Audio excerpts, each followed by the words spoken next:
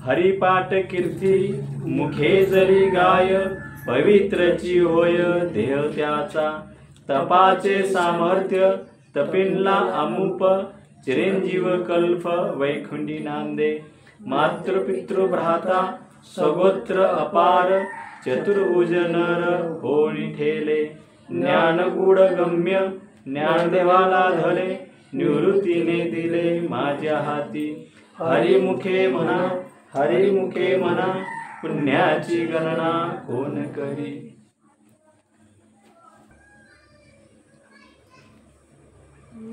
ज्ञानगूढ गम्य ज्ञानदेवाला धले, निवृत्तीने दिले माझ्या हाती. नामातलं वर्म माऊली समजावून सांगतात. नाम जो घेतो, नाम जो गातो, नाम गात जो दुसऱ्यांना गोडी त्याची लावतो, देतो, त्याचं तप बनत जात, पुण्य गाठीला साठतं, मग तो दीर्घायुष्य बनतो. त्याला माऊली काय म्हणतात? चिरंजीव तो बनतो. चिरंजीव बनला, दीर्घायुष्य तो बनला की त्यांच्या नातलगांना सुद्धा तो ईश्वर स्वरूपाकडे घेऊन जातो, ईश्वर स्वरूप करतो. आता इथं माऊली सांगतात, ज्ञानगूढ गम्य ज्ञानदेवाला निवृत्तीने दिले माझ्या.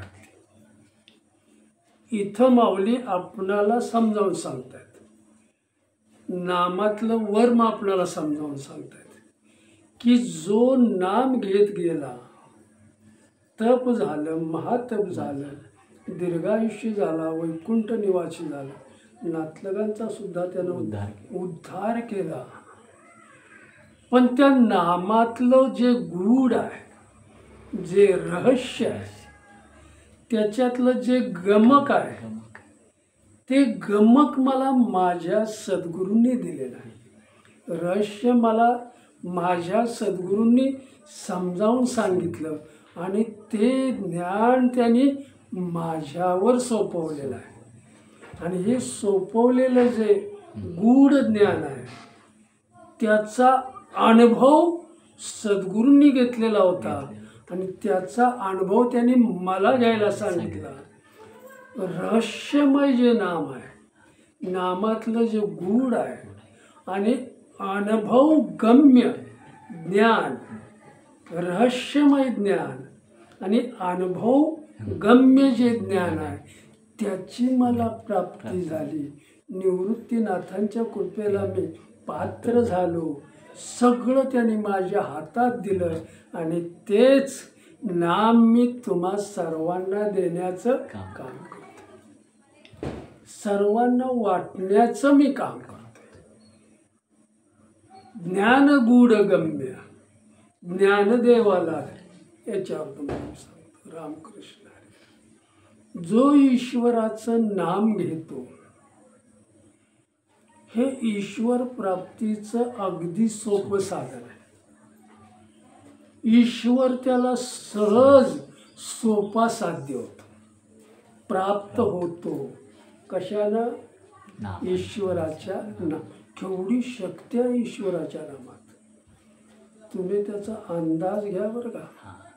ह्या शक्तीचा अंदाज आपण याच्यावरच बोलायचा आहे. मग मी ज्यावेळेला ईश्वराचं नाम घेतो, त्यावेळेला ईश्वर काय म्हणतात, त्या राम येतो त्याच्यात. जिथं नाम आहे तिथं राम येतोच, आणि जिथं राम येतो, जिथं त्याचं नाम आलेलं आहे तिथं राम येतो, आणि जिथं राम आलेलं आहे तिथं सुख शांती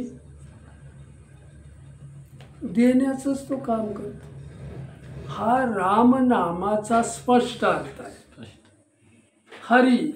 हरिनामाकडे जर वळलो आपण, तर जो नाम घेतो त्याच्या जीवनातलं सर्व दुःख नाहीसं करणं, त्याच्या जीवनातलं सगळं दुःख हरण करणं, हा हरी नामाचा स्पष्ट अर्थ आहे. कळतंय ना? रामकृष्ण विठ्ठल पूर्ण विश्व भरून जो राहिला आहे, पूर्ण विश्व, नामाचा अभ्यास चालला आपला, पूर्ण विश्व जो भरून राहिला आहे आणि पूर्ण विश्व ज्याच्यामध्ये आहे, निर्माण करणारा तोच आहे, त्याला वाढवणारा सुद्धा तोच आहे. पूर्ण विश्व भरून राहिला आहे आणि पूर्ण विश्व त्याच्या आधिपत्यात त्याच्यातच सामावलेलं आहे, त्याला विठ्ठल म्हटलेलं आहे. मग या नामाचा अर्थ मला कळला पाहिजे, अर्थ कळवून आपण नाम घेतलं पाहिजे.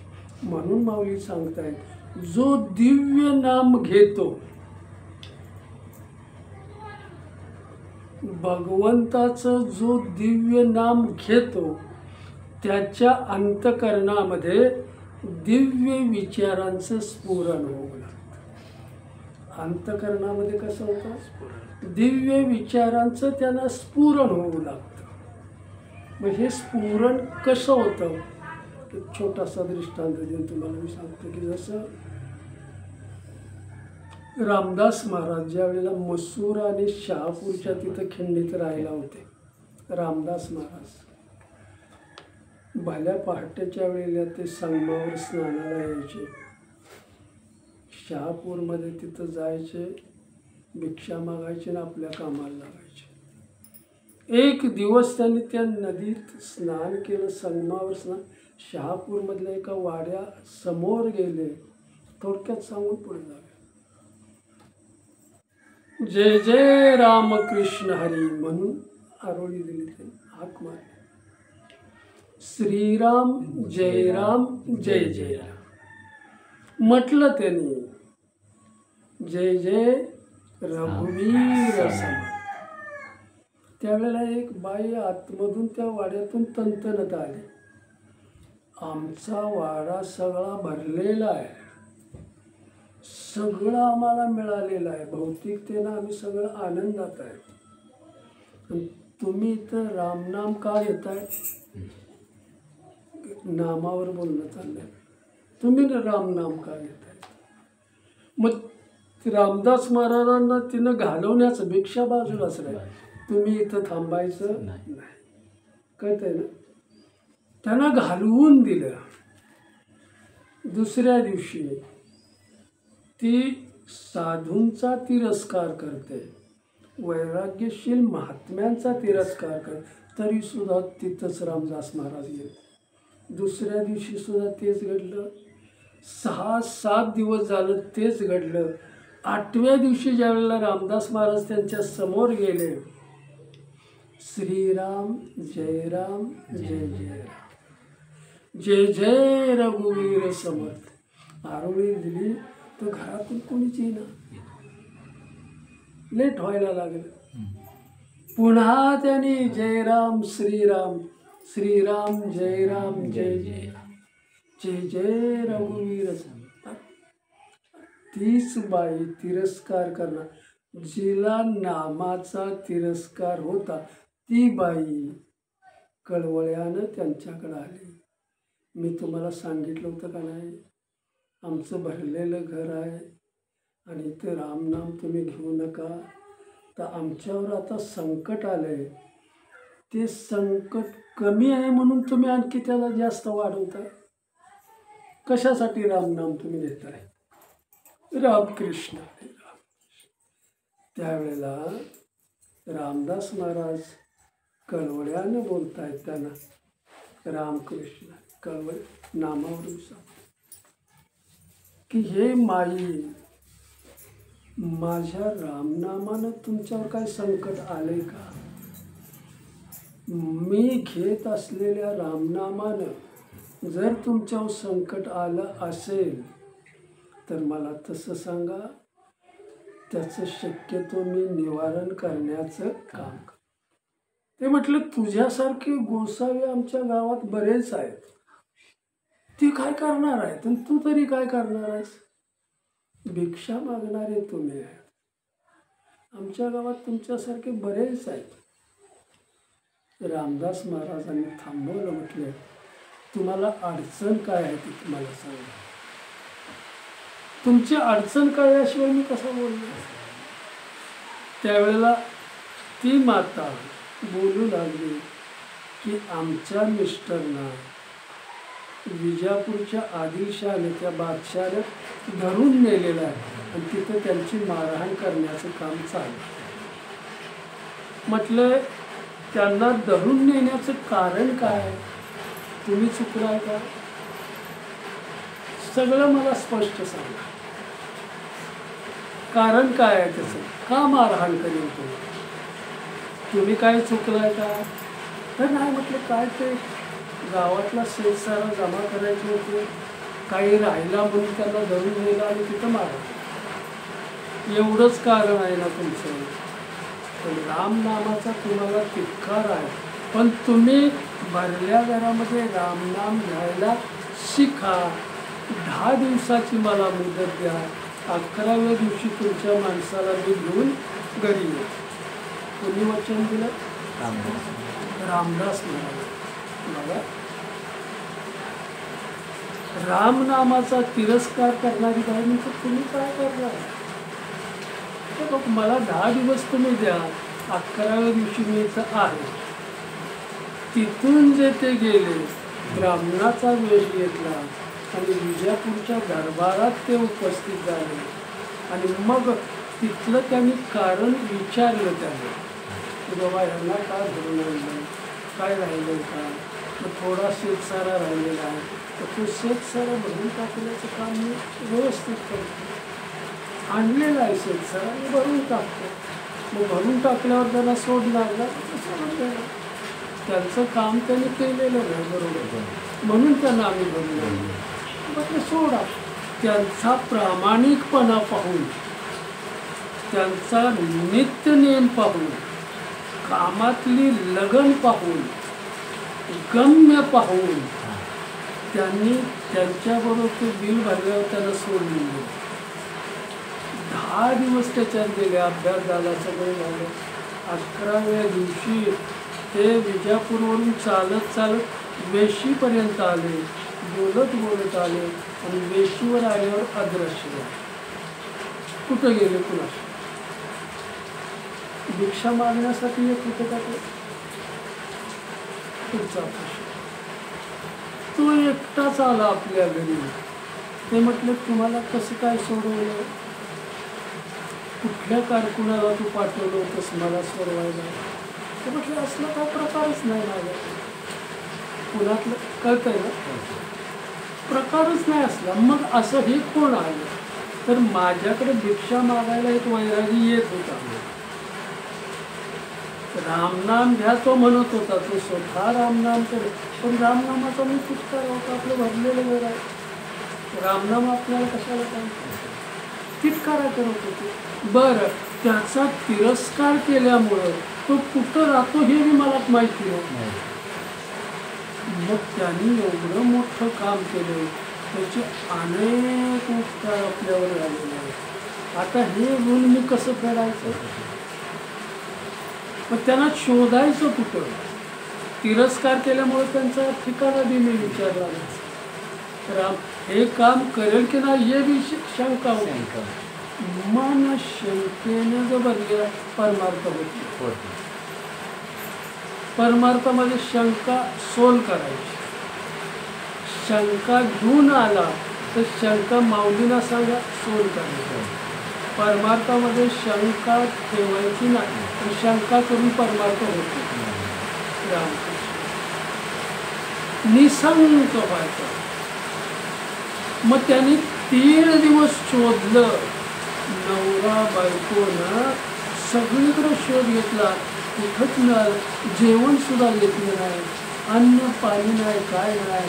त्यांचा शोध चालू आहे. ते आम्हाला कुठे 4थ्या दिवशी त्यांना कळलं अंतर्ज्ञानाने की हे माझ्यासाठी भटकत आहे, माझ्या भेटीसाठी. त्यावेळेला 4थ्या दिवशी ते त्यांच्या द्वारात आले.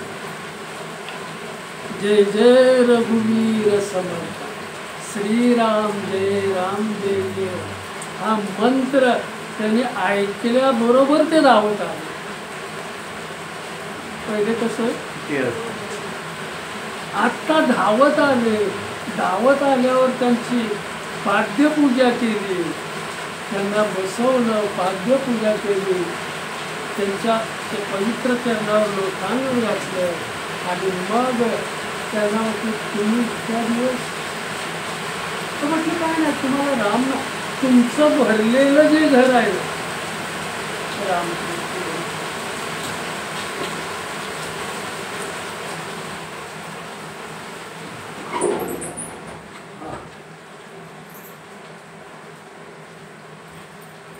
भरलेलं जरी घर त्याच्यात जर रामनाम नसेल तर तुम्हाला शांती कधीही लाभणार नाही, सुख कधीही मिळणार नाही.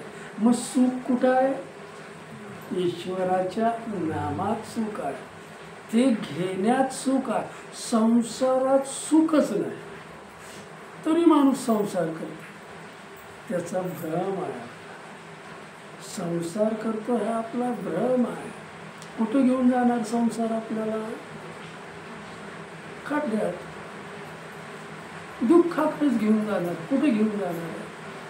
रामकृष्ण विषयातून भोगातून मुक्त करणारं ईश्वराचं नाम, ते नाम मी घेतलं पाहिजे. आणि मग त्या मातेनं म्हणले मला तुमचं अनुयायी बनायचं, तुमचं शिष्य बनायचं, तुमच्याकडून मला मंत्र द्या, सिद्ध मंत्र द्या, बीज मंत्र द्या.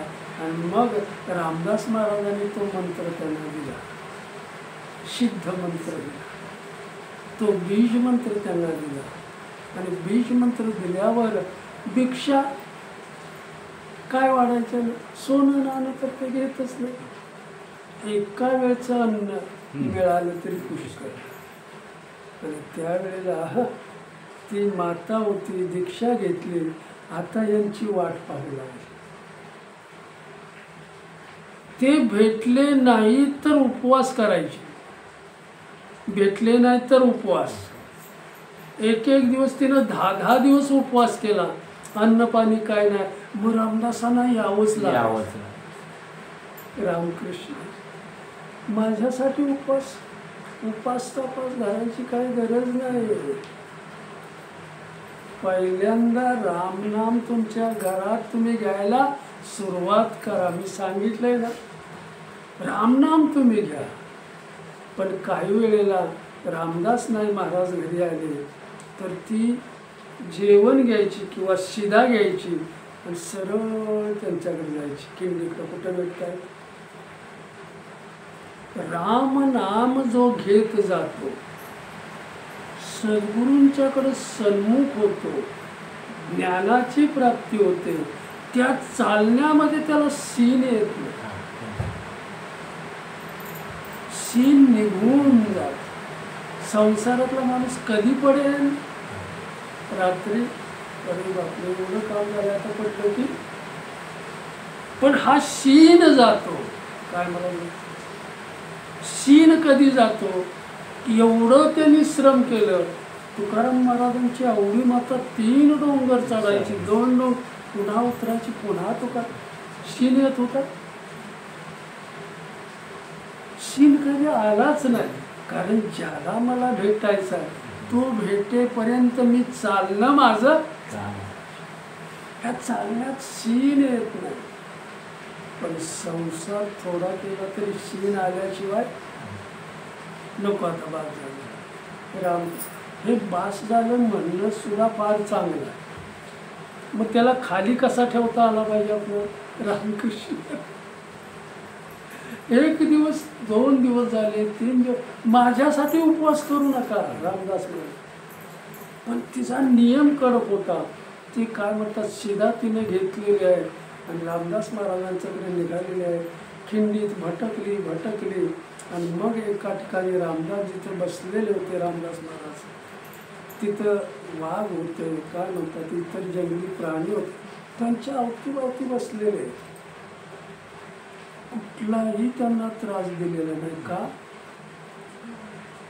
सगळ्यांच्या अंतकरणात असलेला एक आहे, त्रासच देत नाही.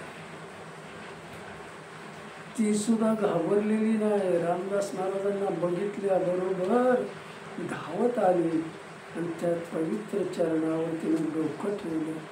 बरेच दिवस तिने भेटला नाही. मग आता काय करायचं? उपवास आहे म्हटले माझा. तुमचं तसं म्हटलं तुम्ही तप करू नकोस, नामाचं तप करता आलं पाहिजे, नामाचा जप करता तुला आला पाहिजे. त्यावेळेला त्यांनी सांगितलं, आत्ता माझ्या रामासाठी तू जरा जेवण बनवतीस का? म्हटलं माझ्याकडे काय आहे, नुसतं काय तरी मी एक वस्तू आणलेली आहे, नुसता काय म्हणतात माझ्याकडे काहीच नाही, तांदळाचं पीठ किंवा गहू असं एवढंच आहे, माझ्याकडे काय दुसरं नाहीच आहे. मग माझ्या रामासाठी आता नैवेद्य तयार करायचं आहे, तो तुला तयार करता येईल का? म्हटलं माझ्याकडे काही साधनच नाही.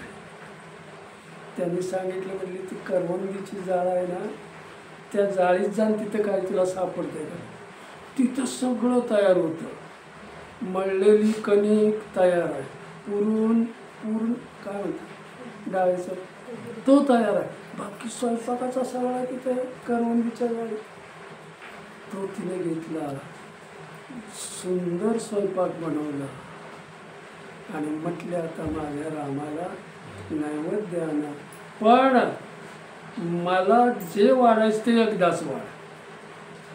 माझ्याबरोबर माझा हनुमंत सुद्धा जेवायला बसणार आहे, मागं वळून तू पाहायचं नाहीस, आम्ही जेवे एकदाच वाढायचा नियम त्यांनी सांगितलं. जेवण वाढले भरपूर. हनुमंतराय येणार ही तिची रुखरुख लागली.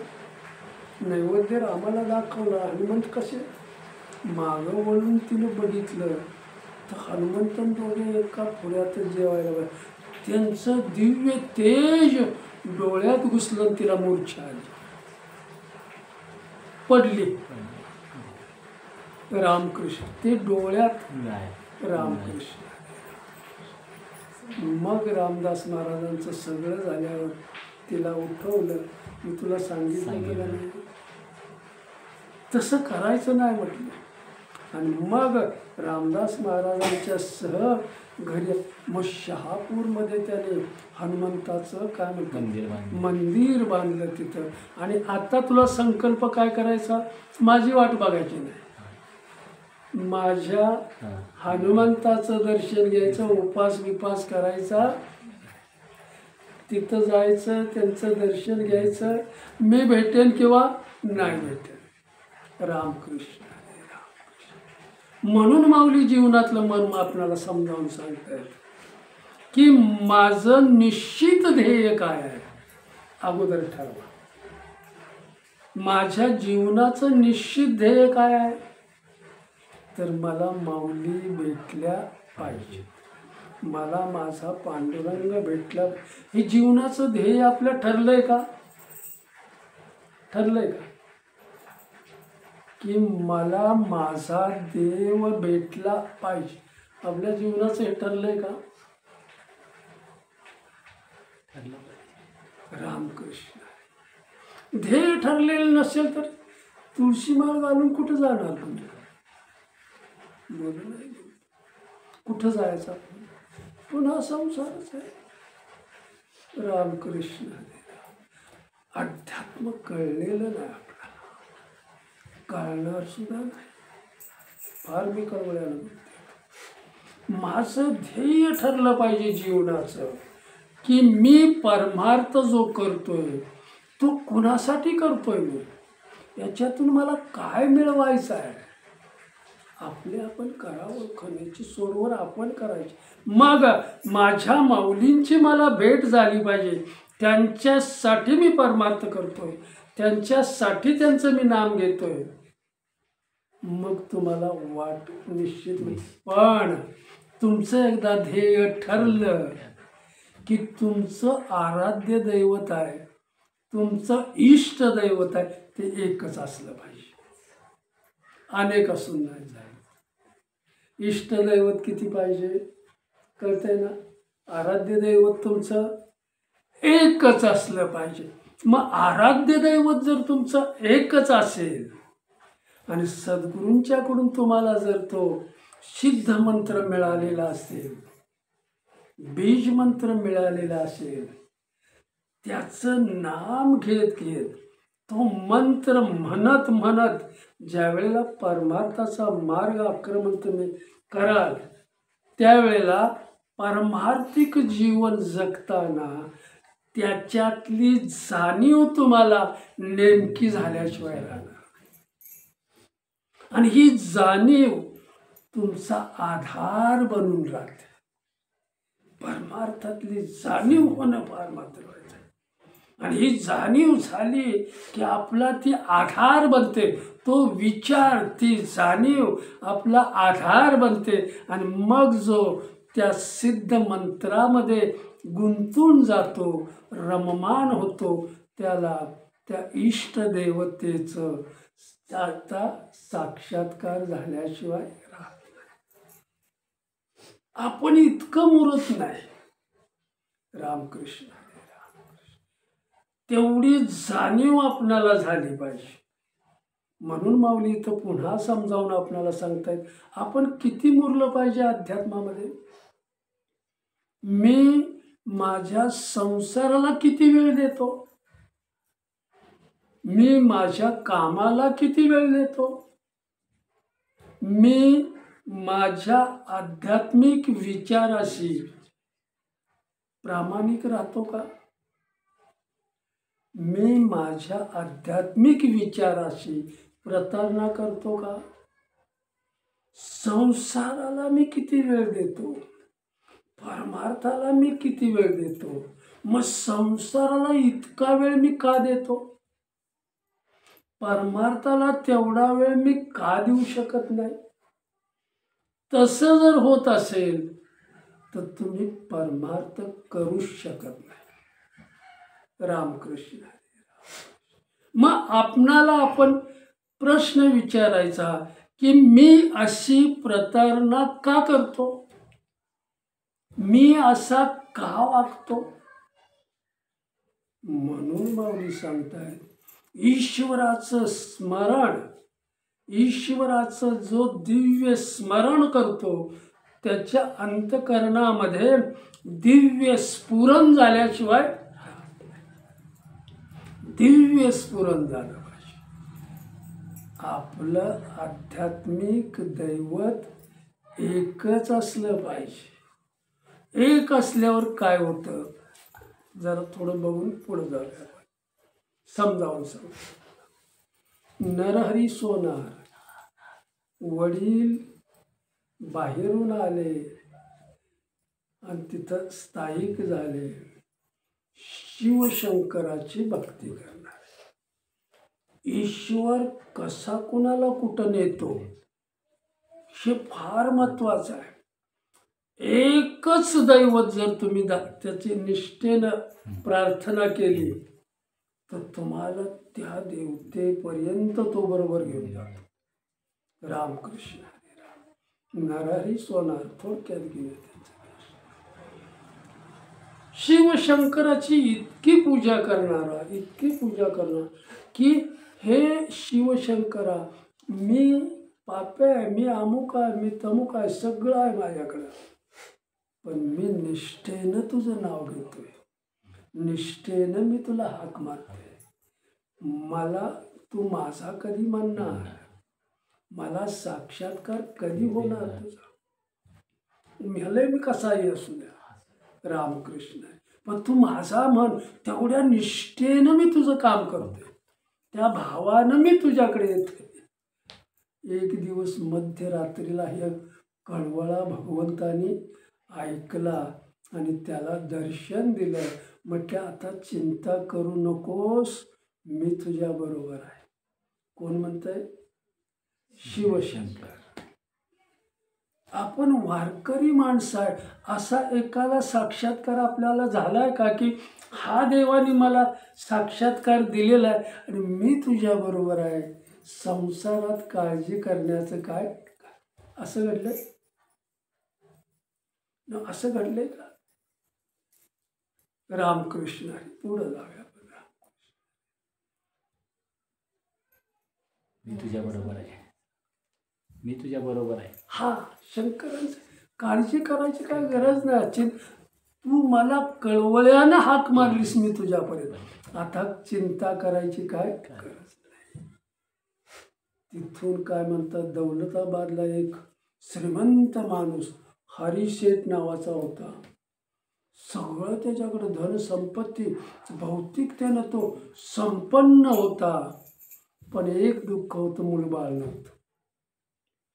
त्यानं बरेच दान केलं, धर्म केला, वृत्त केलं, वैखल्य केलं, काय म्हणतात उपास तापास सगळं केलं, पण काही फरक पडला नाही. संतानच नाही त्याला. सगळी गडगंज संपत्ती आहे, खर्च केली तरी संपत नाही. आणि मग तो त्याच गावातला एक काय म्हणतात त्याला महात्मा होता.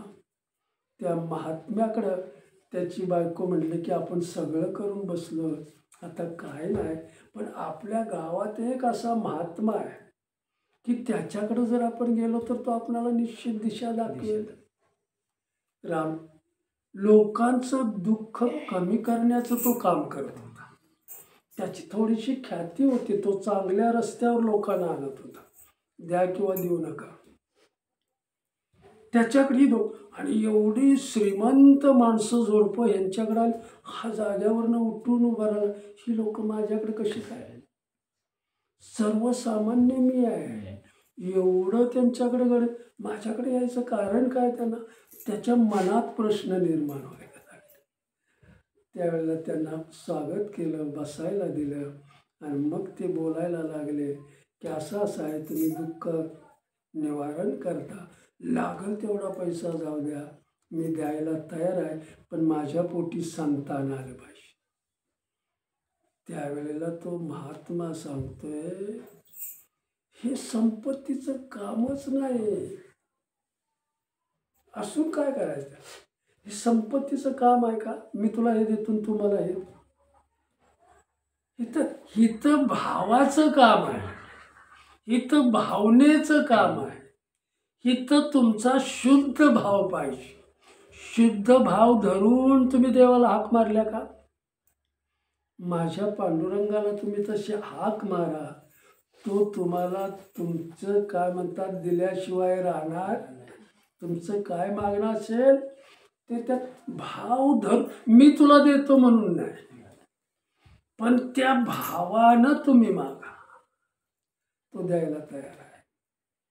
मग तरी म्हटले तुम्हीच सांगा, आम्ही काय त्यांना देऊ आणि काय आम्हाला. तुमचा भाव तसा शुद्ध झालाय ना, मग तुम्ही एक काम करा की सावळ्या पांडुरंगाकडे जावा आणि तिथं मागणं की मी तुला सोन्याचा करदोडा घालेन, संतान पोटी दे.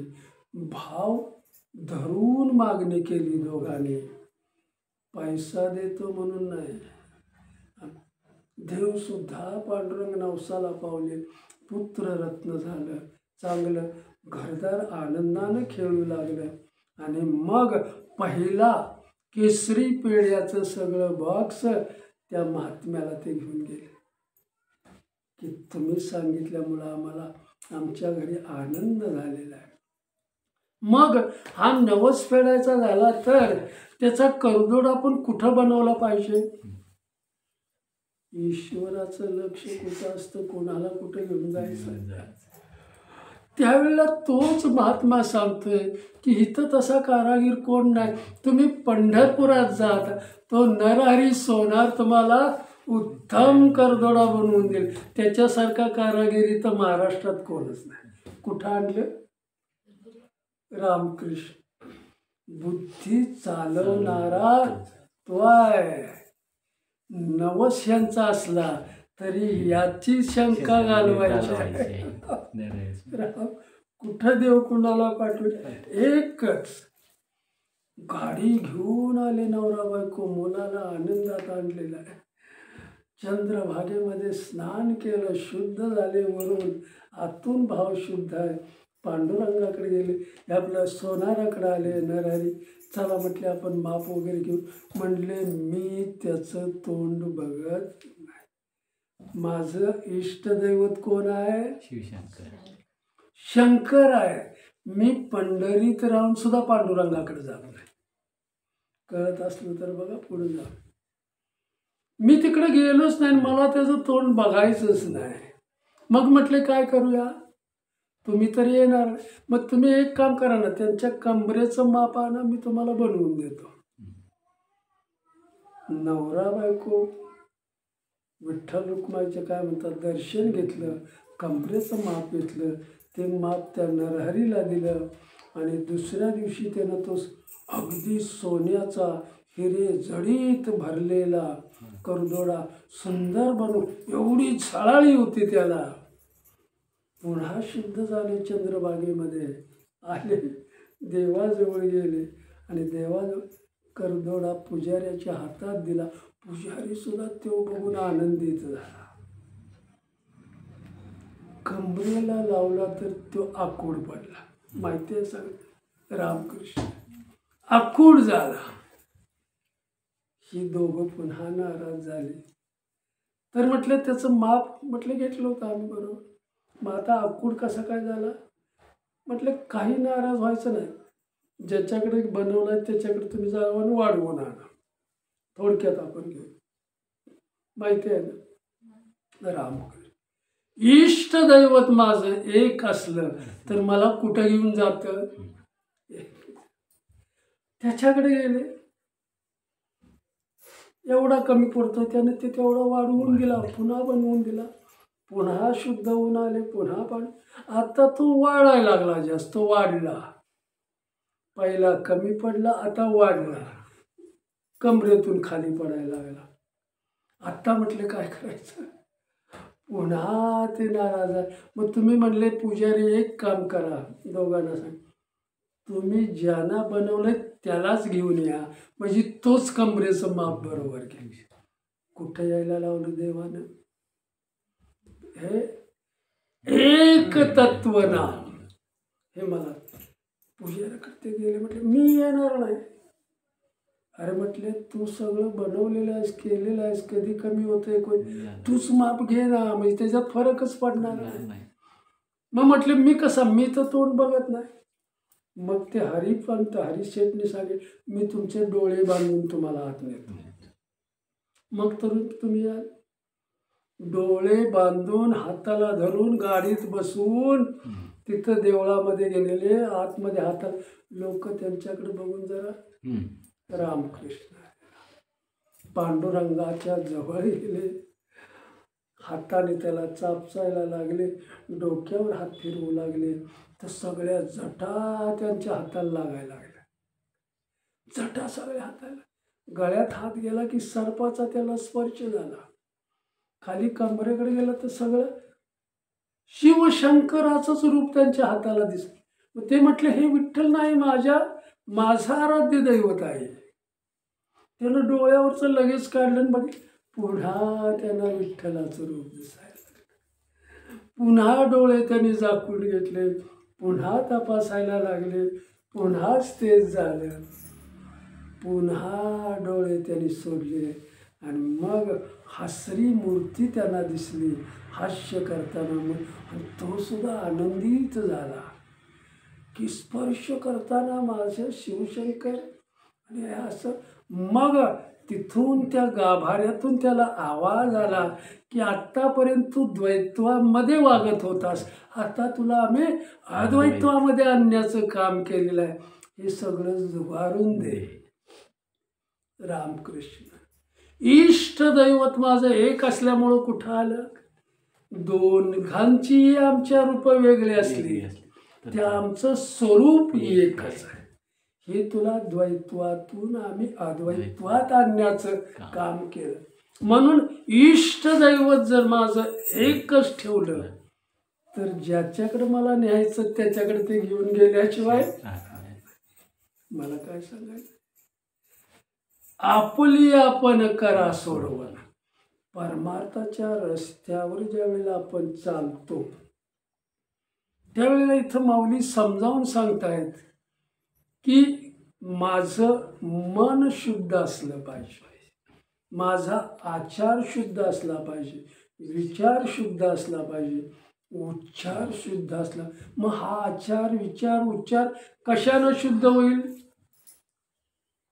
कशानं शुद्ध होईल? ईश्वराच्या पवित्रच नाम आहे ते. पवित्र नाम असल्यामुळं ते घेणाऱ्याला सुद्धा पवित्र केल्याशिवाय राहत नाही.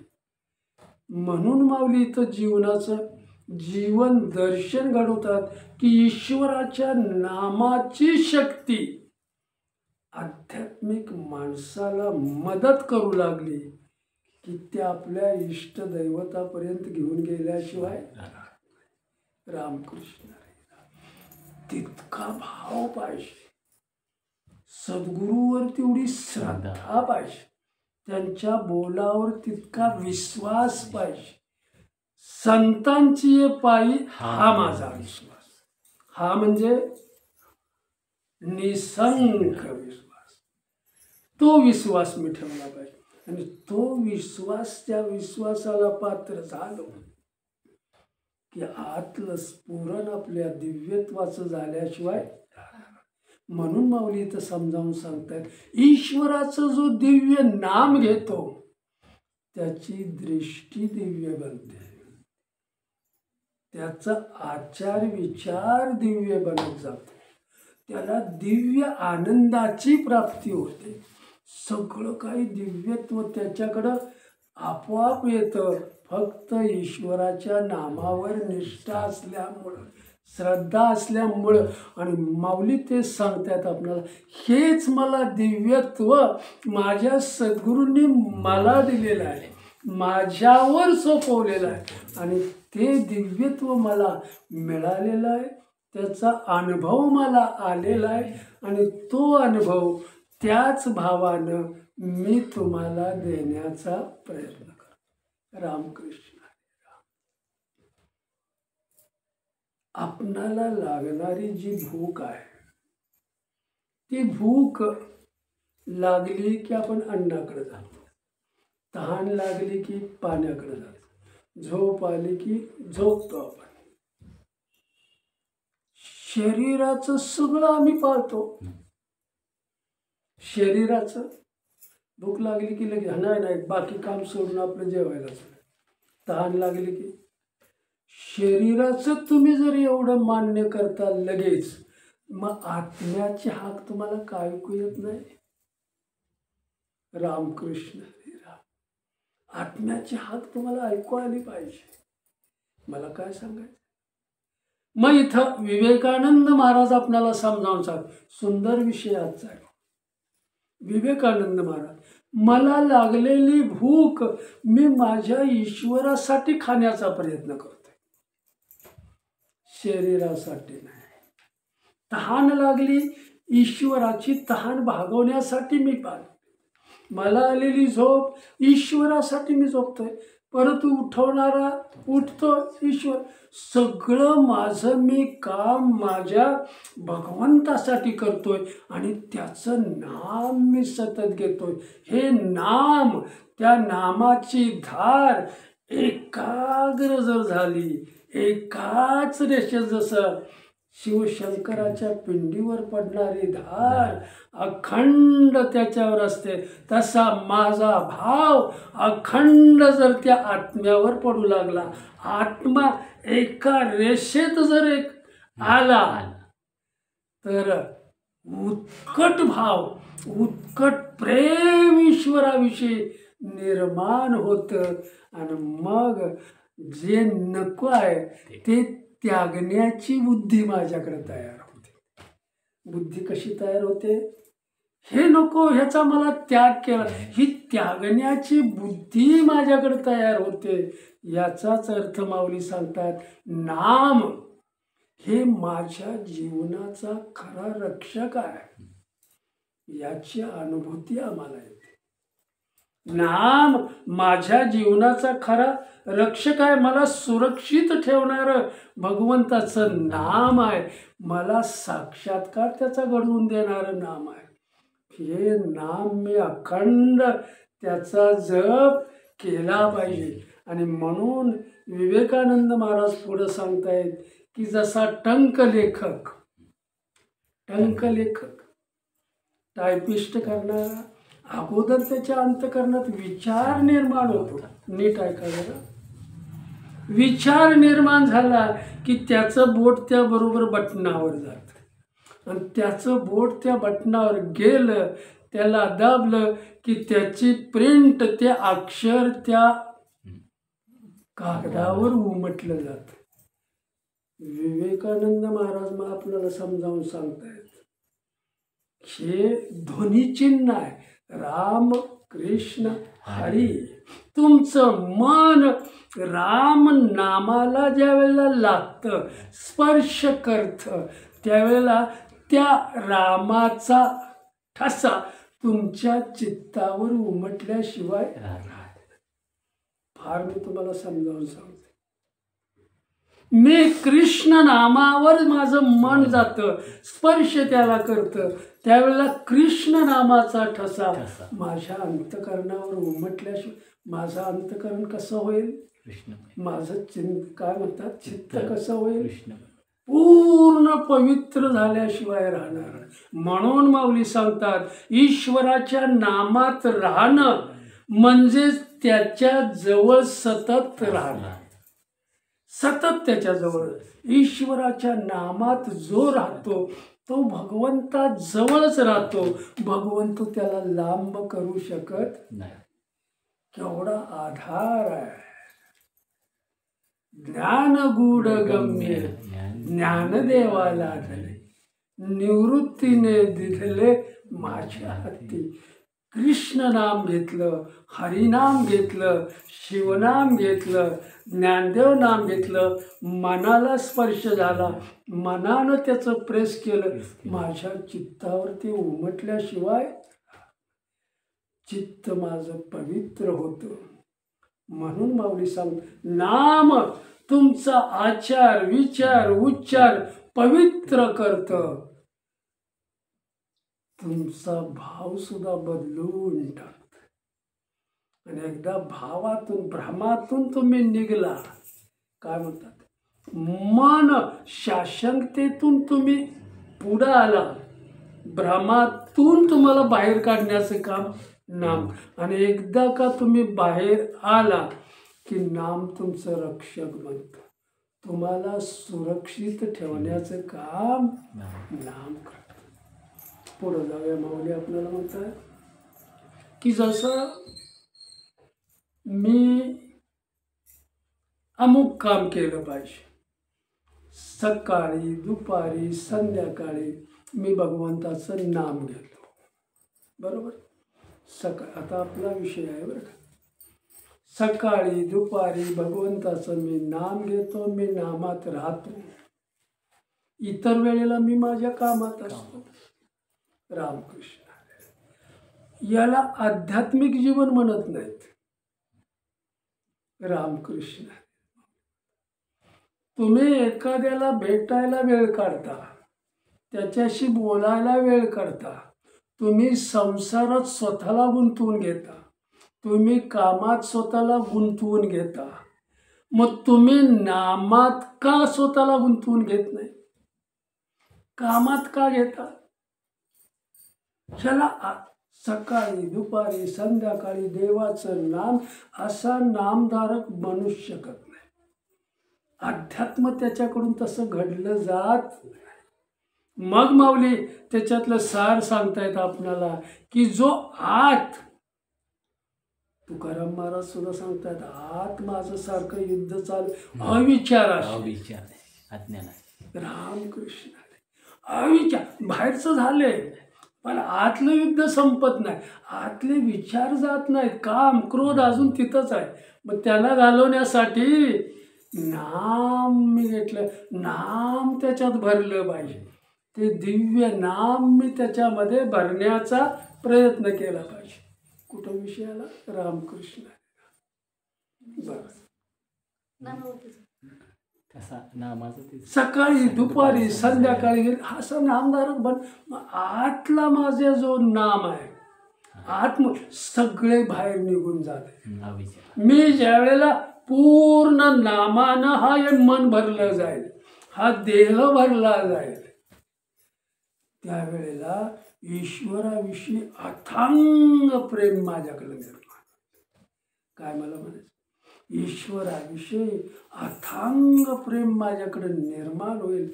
त्यावेळेला आतला जो अंतकरण आहे ते आतलं सगळं घालून त्यागण्याचं काम करत, टाकून देण्याचं काम करत. माझा कोण आहे अंतकरणात आता? एका नामाशिवाय कोणी नाही. त्याग अंतकरण टाकून देतं. हे मला नको आहे, टाकून द्या. मला ईश्वराचं नाम आहे. मग नामानच तो भरला, अथांग प्रेम त्याच्याकडं निर्माण होतं.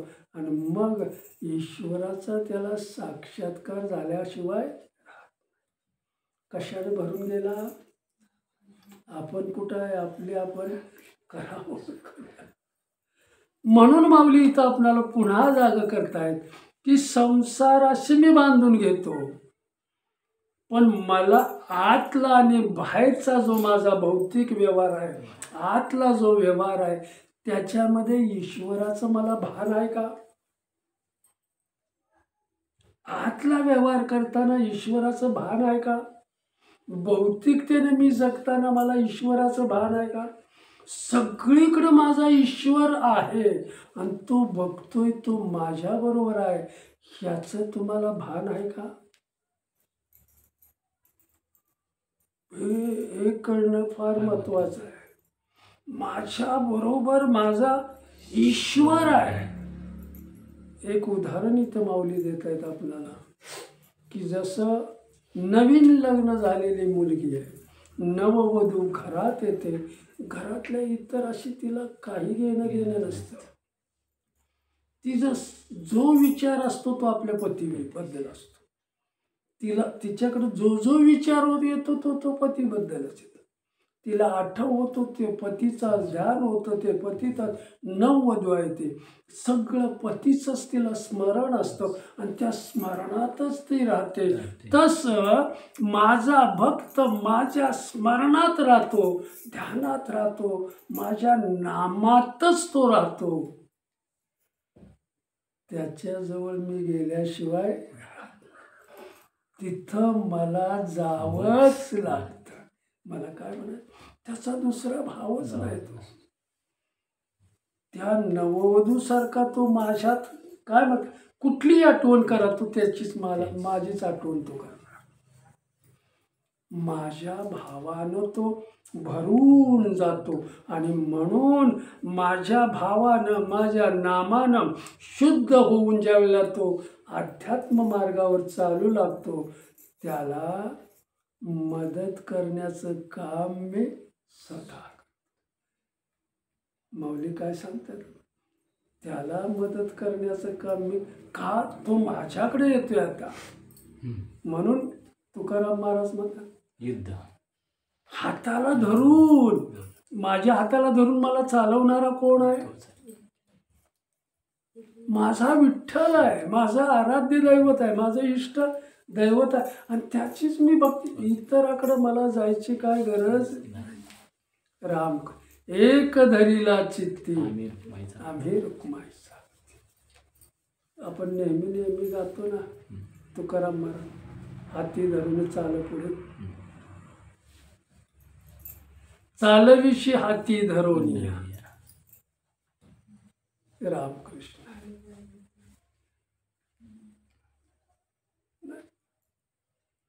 रामकृष्ण माझ्या हाताला धरून चालवणारा कोण आहे? माझा विठ्ठलच आहे. मला पुढं जायचं आहे.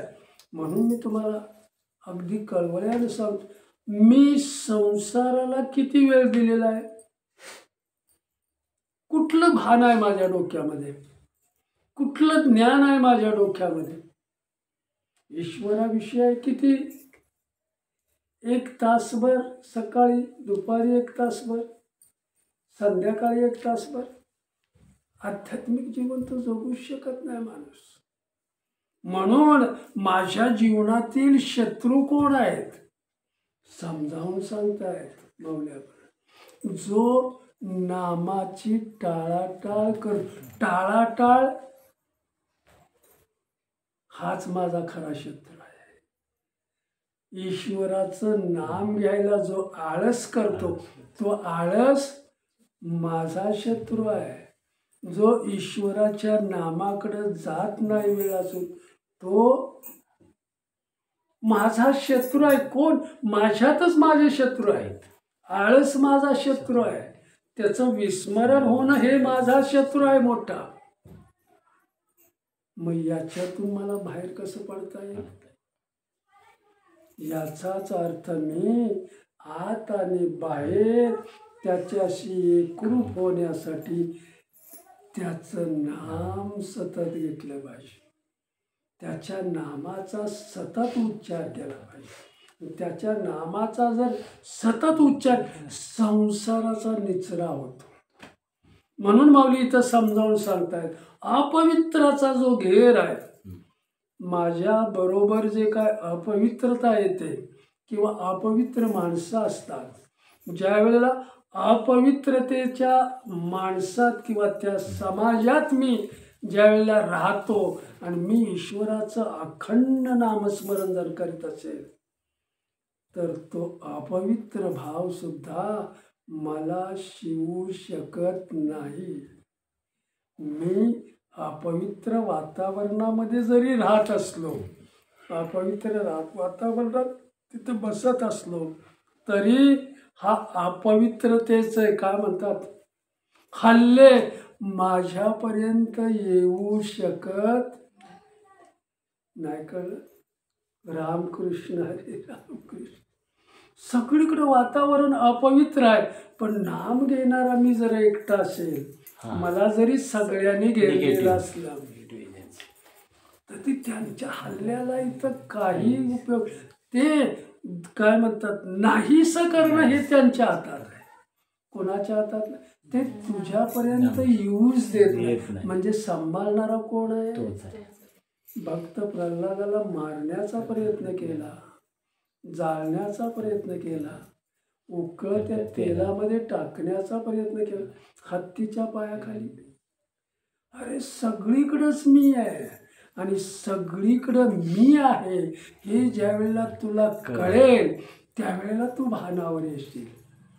माझ्यावर तुझी श्रद्धा वाढेल, गाढ श्रद्धेत तू येशील माझ्याकडे.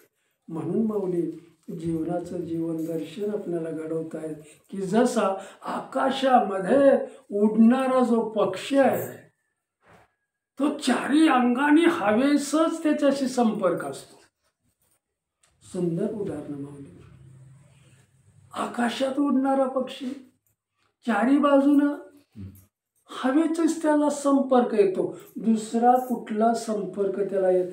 तसं मी माझं जीवन जगताना माझ्या माऊलीचाच चारी बाजूनं मला संपर्क झाला पाहिजे आणि तो होण्यासाठी त्यांचं पवित्र नाम मी श्रद्धेनं घेतलं पाहिजे. म्हणून माऊली आपणाला जीवनाचं एक मर्म, जीवनाचं दर्शन घडवतायत की ज्या वेळेला ईश्वराचं नाम काय म्हणतात नामधारक घेतो त्या नामाची त्याला गोडी लागते. नामाची गोडी लागली की त्या नामावर त्याचं प्रेम जडू लागतं आणि त्या नामावर त्याचं प्रेम जडू लागलं की ईश्वर अस्तित्वाची त्याला जाणीव व्हायला सुरुवात. की इथं माझ्या आसपास कुठंतरी माझा ईश्वर आहे, इष्ट दैवत माझा आसपास आहे, त्याची त्याला प्रचिती थोडीफार येऊ लागते आणि ह्या प्रचितीमध्ये तो जर ईश्वराचं नाम घेऊ लागला त्याची गोडी आणखी वाढू लागली, ईश्वरावरचं अथांग प्रेम वाढू लागलं की ते नाम त्या साधकाला पापरहित करतं. सगळी जळमट त्याची काढून टाकली जातात आणि एकदा जळमट आतली सगळी निघून गेली की देव पाहावयाशी गेलो तेथे देवाची ईश्वरा प्रत आणतो. माझ्या विठ्ठला प्रत मला कोणी आणलं? माझ्या देवाप्रत मला माझ्या सद्गुरूंनी आणलेलं आहे. ते नाम दिलेलं आहे. त्या नामावर मी दृढ विश्वास ठेवला, तेवढ्या श्रद्धेनं घेतलं, त्याचा अनुभव मला आला. अनुभव गम्य ज्ञान ज्याने मिळवलं, रहस्यमय ज्ञान ज्याने मिळवलं, बघा अथांग प्रेम ज्या वेळेला निर्माण होतं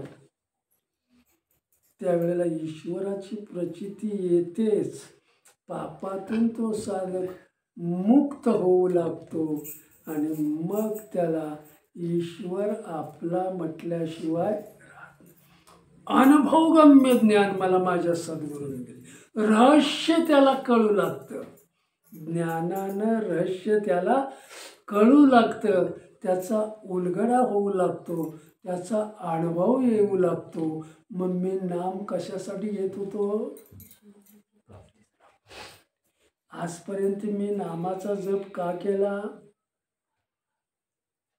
उद्देश काय माझ्या नाम घेण्याचा? उद्देश काय?